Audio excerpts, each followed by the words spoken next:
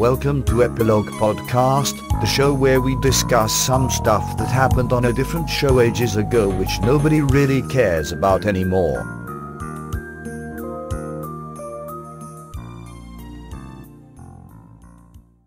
Hi, I'm Portponky.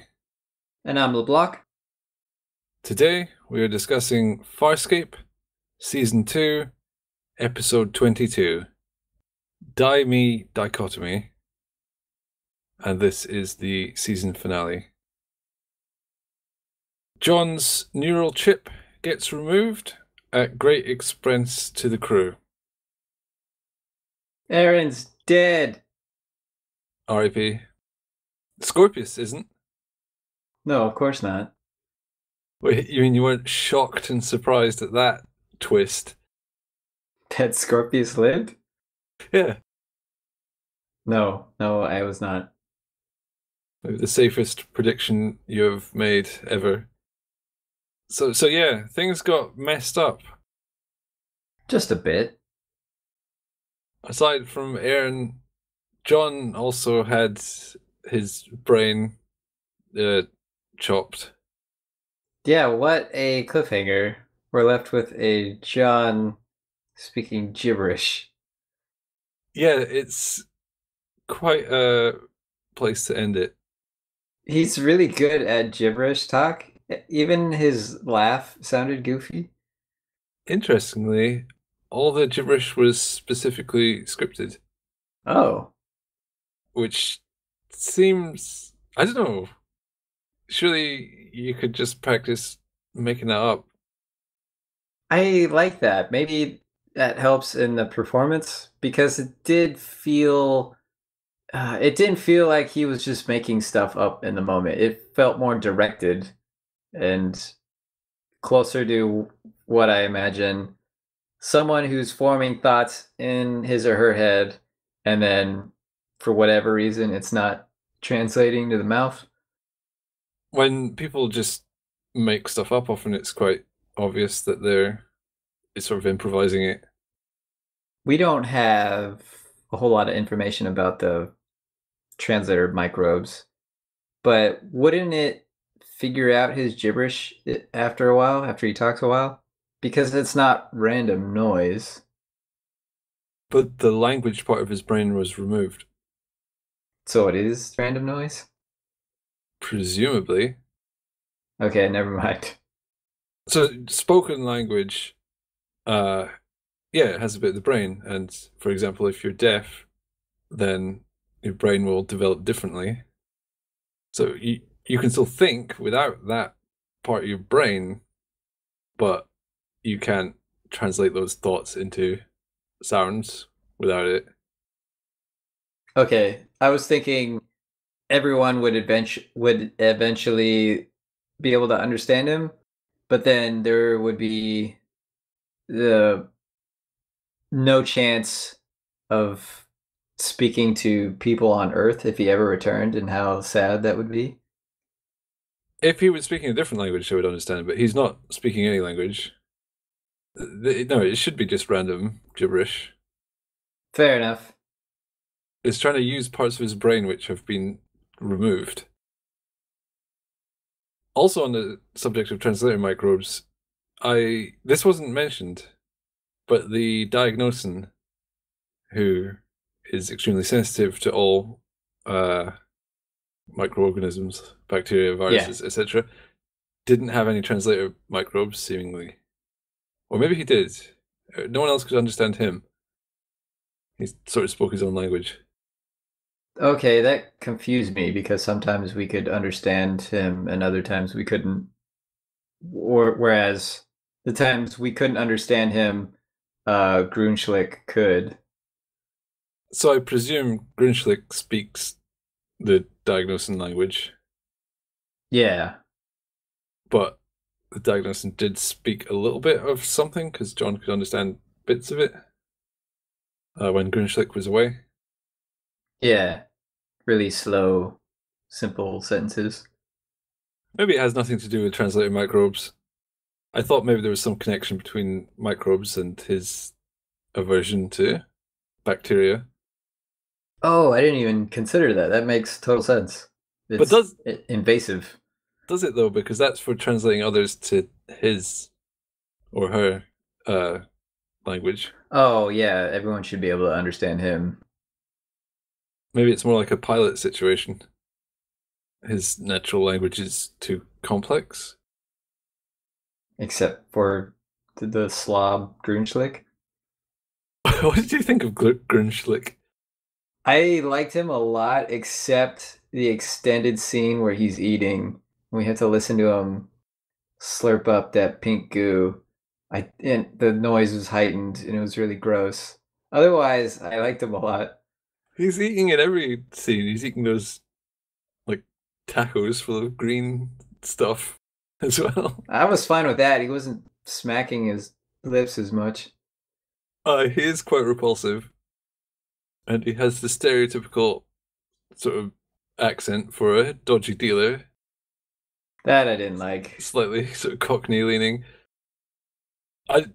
To me, he's one of these random guest stars, a lot like Chaltix, the guy that wanted all the light, where they just appear in an episode and they strike such a impression that they sort of stick with you. There's a lot of notable guest characters in Farscape. I love the doctor alien. I like how he has the little shield thing and how he looks when it's removed. I like his special power, I guess. His useful ability. He had like a fake head on his head. I'm talking from a special effects point of view here. They always do things like they mount the alien head higher up than the human head so that the proportions look all wrong for a human. I love that. So they're not restricted, and then it looks so much more alien. Yeah, because it doesn't look human. Your brain sees it and what? There should be a nose there. You shouldn't be able to concave that much. I bet it costs a fortune, though. Well, actually, I know it cost a fortune because the show was incredibly expensive. It's worth it. It's effective and it looks fantastic. It ages well. This still looks great. All the aliens, all the practical effects in this show just look amazing. And they always will. You know what doesn't look amazing? Where are you going with this? Jotham, because Jotham. I hate him. God. He had a sad discussion about how he chopped off his own tenka, which means face tentacles, I guess. And then he wanted to make out with his new mom. Yep. That's, yep. I was happy when that happened because it was easy for me to imagine a storyline where Dargo exiles Jotham. I see this as the beginning of the end for Jotham. Or for Dargo? Oh my god, if we lose Dargo and then have to keep Jotham?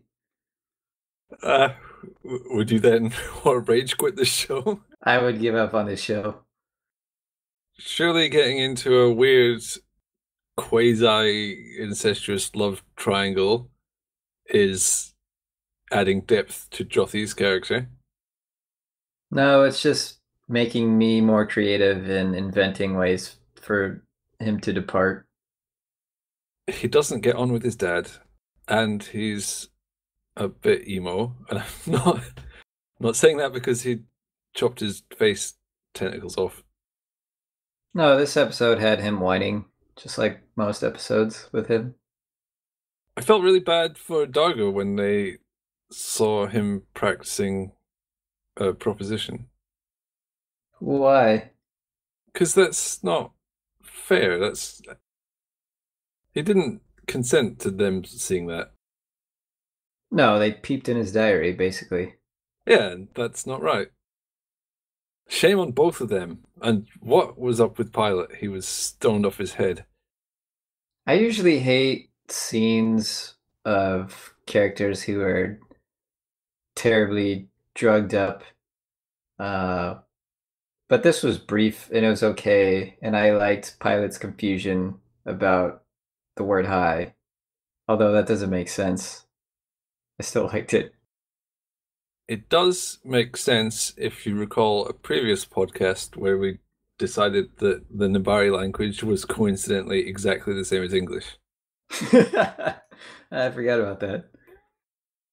For some reason, it's always Chiana who gets the weird English puns.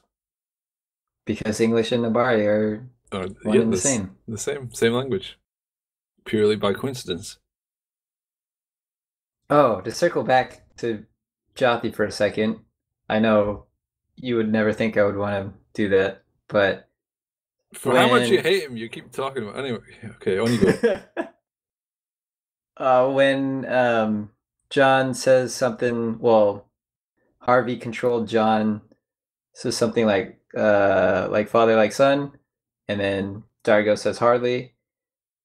And I know he means that as in, oh, I succeeded, you didn't knock me out. But I like to read that line as, my son sucks, he's nothing like me. That line's not true. It kind of is.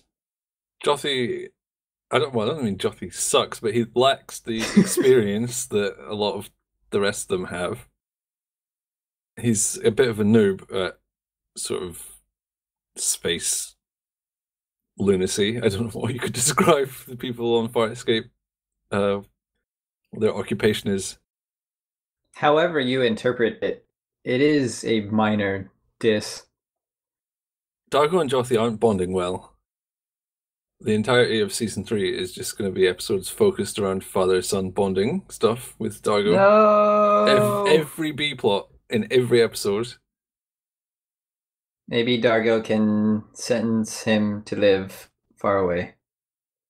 Speaking of people living, I know you mentioned this before. Aaron got drowned pretty bad. I was sad. So was John and everyone else, because it's sad. Is it sad? Yeah, she died and she was cool. Yeah, it's a trick question. It is sad. John got the knife to cut a lock of her hair. Why didn't he just say that instead of, hey, give me that knife and hesitate why I'm asking for a knife? It looked like he was picking the handcuffs at the same time. That's what I thought he was doing. And then also getting the hair at once, like a crazy Scorpius level move. Maybe he tried to do that, but then couldn't get the handcuffs off. She wasn't the only one to die. The doc also died. Scorpius killed him by hissing at him. I guess Scorpius's mouth is full of bacteria, which is quite likely most people's mouths are a hive of various bacteria and things. They used a cliche, but it was hidden in plain sight. And what I'm talking about is usually when love is professed and then someone goes on a mission, they die. But I didn't even see it coming because when Aaron and John say they love each other, it's Harvey John. But Aaron is really saying it. But I didn't even think of it when she was going out on a mission on her own. Yeah, she's going to die because she did the I love you thing, and that's what happens when you do that on a show. I love that they took that cliche and then stuck it in there, but then because of what it's surrounded by, it's not obvious. I totally missed this. Okay, I don't really think they said let's use that cliche. Maybe they did. That is quite clever. I'm giving them the benefit of the doubt because they are so clever with so many things. And maybe it was just an accident. I don't know. But when I realized it, I thought, oh, that's so great. Has she said it before? I don't think she has. I can't say for sure. I don't remember it being said before. No, But it was, I think you're right. She declared her love and then went on a solo mission and pegged it. That's by the books. yeah. That's TV 101. You learn that your first day of bad TV writing. I don't know why they have a class for bad TV writing. They should maybe cut it. It does almost seem like they ironically used that. And then on top of that, John doesn't even remember dropping the love bomb. It wasn't him. It was Harvey manipulating Aaron, which makes it so much more sad. I think John is definitely at some sort of low point in his life. You think? Yeah, with this brain splayed out, his upside down face screaming. He got to have American politics excised from his brain. That's not so bad. It made me want him to return to Earth, and then someone makes a Nixon joke or something about not being a crook or whatever, and then he has no idea what they're talking about. What? Watergate? What are you talking about?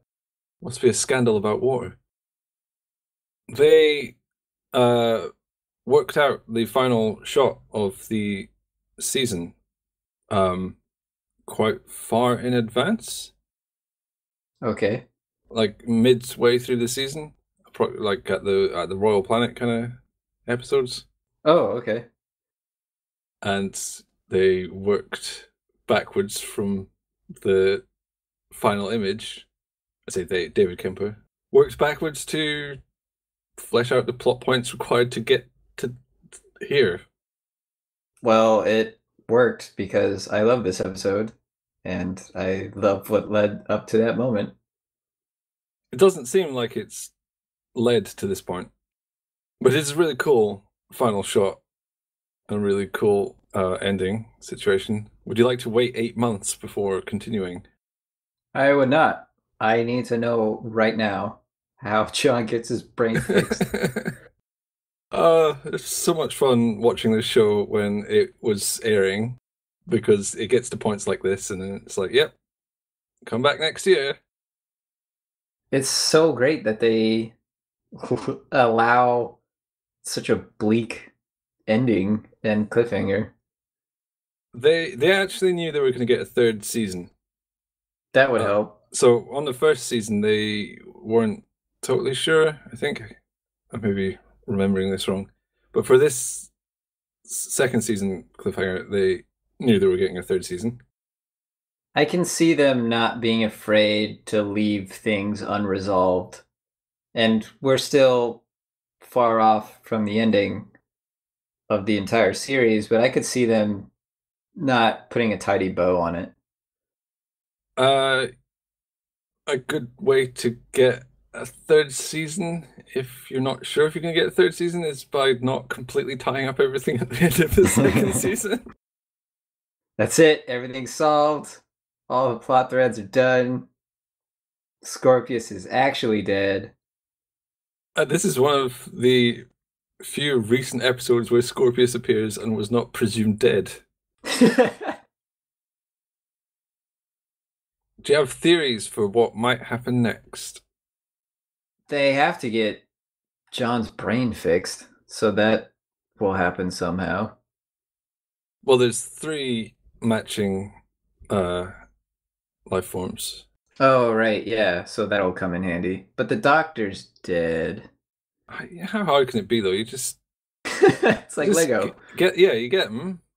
Look at John's brain. Look at this sort of bit he cut out, and cut that bit out of their brain and just slot it in. Easy peasy. Yeah. I'm sure Stark could handle it. So you predict John is going to get his brain fixed? Well, the language part. I think he's permanently scarred. So you're suggesting that the protagonist of the show may not, for the remainder of the show, talk complete gibberish? That would be amazing, and I think they could pull it off if any show could, but yeah, I think his brain will get fixed. That would be a great way of alienating new viewers. They just tune in to like halfway through season 3 and the front guys just just making some guttural sounds. He could be subtitled. But he's not. He doesn't have any language. Well, we would know what he's trying to say. What's running through his mind. Then subtitling it would be really weird because then they'd think he was speaking a different language, but no one else could understand him. This is the price you pay for art. Right, so you're gonna bet. So you're gonna bet not that. Yeah, I'm betting not that. Anything else? You want to make some more daring predictions? Because last season you almost predicted that Jothi would be found, but then you backed out saying it's too soon. I forgot about that. Yeah, this is me calling you on it. You came close to striking goals, but you hesitated. Something will happen where Jothi will leave the crew. Possibly just wishful thinking, but I'm guessing that's going to happen. Okay, I probably wouldn't even say that is particularly outlandish either. No, it's not. He's a side character. He's just hanging out for a bit. Make some crazy prediction. I want to see how powerful your prediction powers are. The show is just so good at subverting my expectations that the prediction muscle in my brain is underused because I know it's futile. They do like to mess with your expectations. All right, here's one. Okay. Chiana will get pregnant. Chiana will get pregnant. That's interesting. Yeah. Didn't I say Rigel was getting pregnant? No, I just wanted that to happen. You have predicted Rigel being pregnant. Everyone's gonna get pregnant.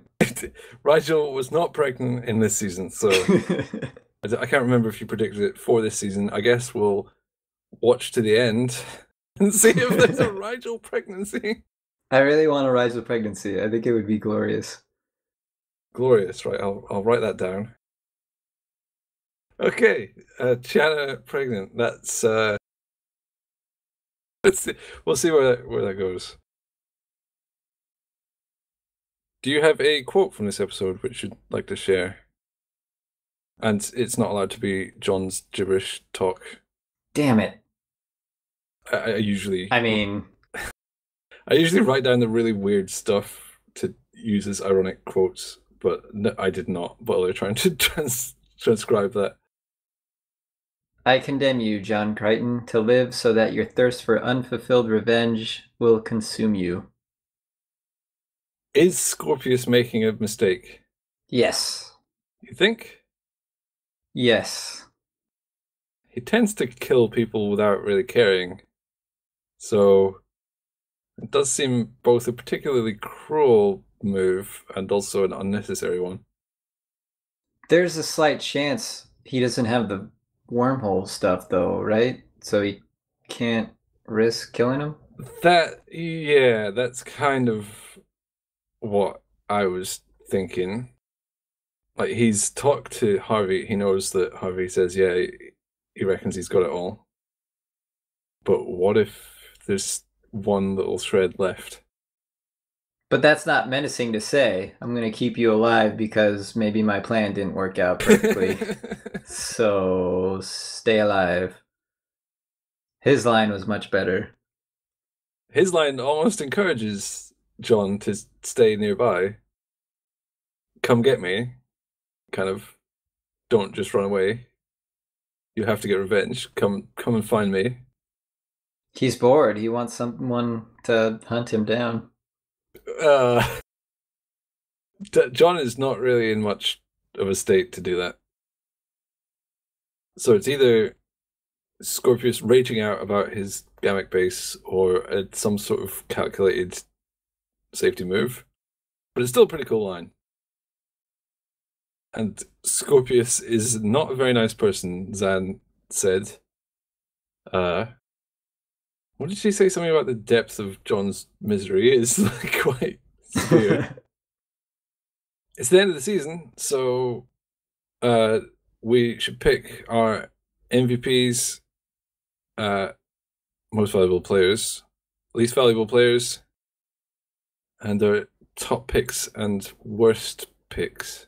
So let's start with most valuable player. Easy. For me, it's Scorpius. Oh, I wrote down Scorpius as well.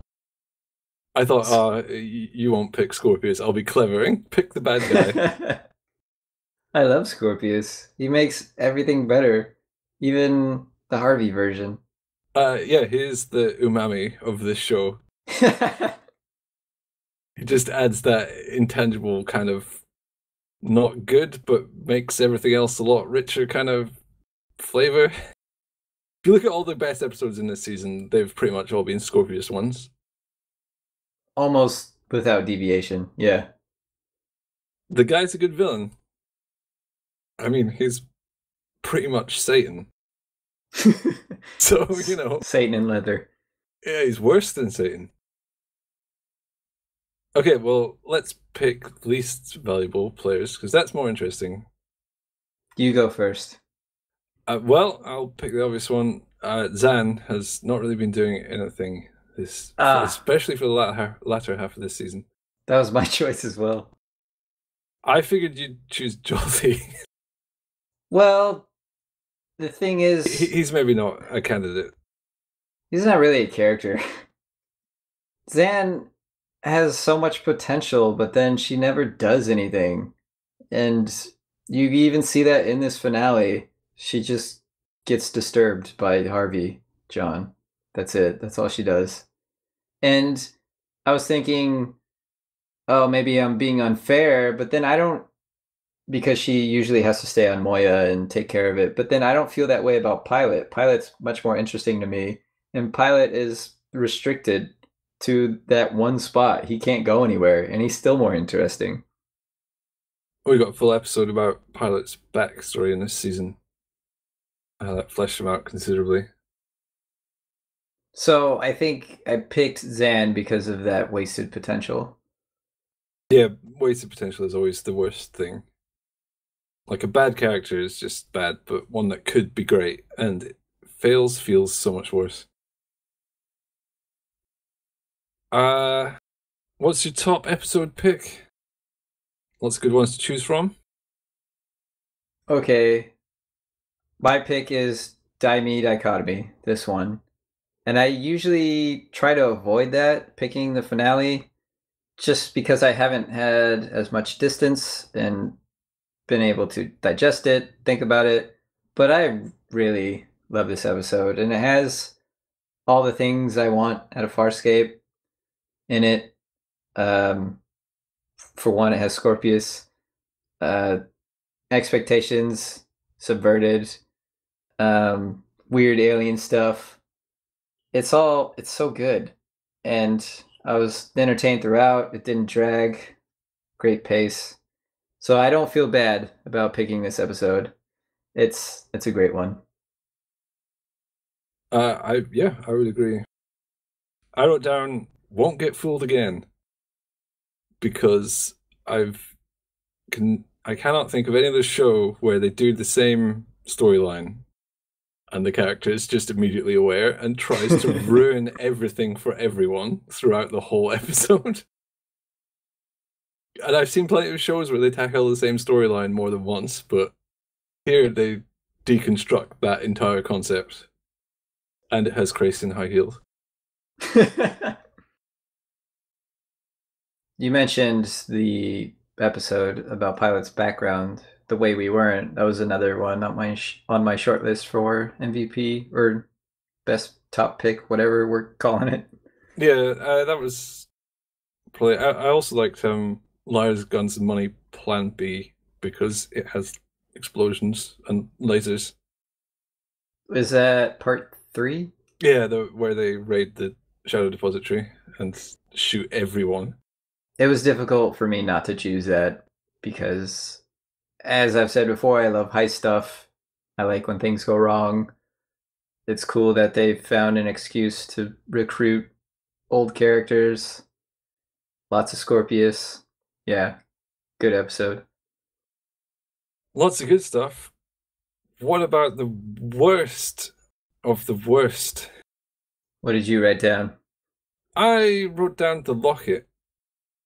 And what we just talked about, wasted potential, is, I think, the problem with this episode. There's other episodes which I'd say are more kind of just garbage all the way through, but the locket it could have been good. It could have done something great, but it kind of got stuck between about 3 different ideas and did none of them well. It was a disappointment.